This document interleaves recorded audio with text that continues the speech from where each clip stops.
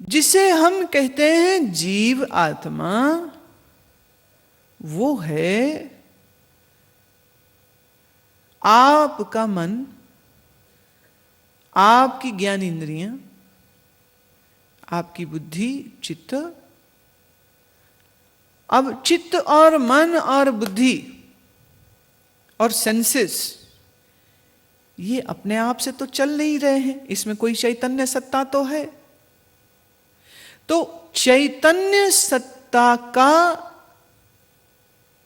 Reflection जो मन में हुआ, उसको हम कहते जीव।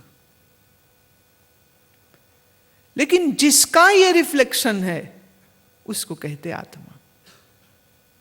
देखो, अब तुम्हारे मन में जानना, समझना, ये जितनी भी एक्टिविटी माइंड में हो रही है, वो किस फोर्स से हो रही है? उस फोर्स को हम कहते हैं चेतना। लेकिन ये किसकी चेतना है?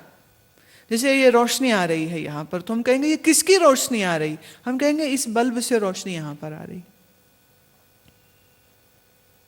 तो तुम्हारे मन में जो जानना, समझना हो रहा है, ये किस शक्ति से हो रहा है, किसकी वजह से हो रहा है? तो कहा सो चेतनात्मा से हो रहा। तो चेतनात्मा मन में घुस गया? बोले नहीं, मन में नहीं घुस गया, उसकी मात्र reflection. So we can say अभी जिसको तुम मैं समझते हो, वो मैं सिर्फ एक रिफ्लेक्शन है। रिफ्लेक्शन सच नहीं होती। यूं समझो, चंद्रमा आजकल बहुत सुंदर आसमान में, पूर्णमासी अभी अभी निकली है, बड़ा सुंदर पूर्णमासी का चंद्रमा है। कोलकाता में जगह जगह पोखर हैं, जगह जगह तालाब हैं, और किसी ठहरे हुए तालाब में चंद्रमा का रिफ्लेक्शन दिख जाएगा। तुम घर में छत पे चले जाओ बाल्टी में पानी भर के, तो बाल्टी में भी तुमको, पानी में भी चंद्रमा का रिफ्लेक्शन दिख जाएगा। अब जैसा चंद्रमा है गोल और सफेद, रिफ्लेक्शन कैसा होगा? वैसा ही। लेकिन पानी हिल जाए तो ये रिफ्लेक्शन भी हिल जाएगा।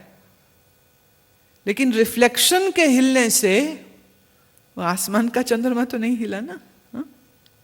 तो हम यूं कह सकते हैं, आसमान का जो चांद, सो हुआ आत्मा। आत्मा माने शुद्ध में, माय प्योर सेल्फ। मन हुआ पानी, और इस पानी में जो रिफ्लेक्शन आया उसी को कहते जीव।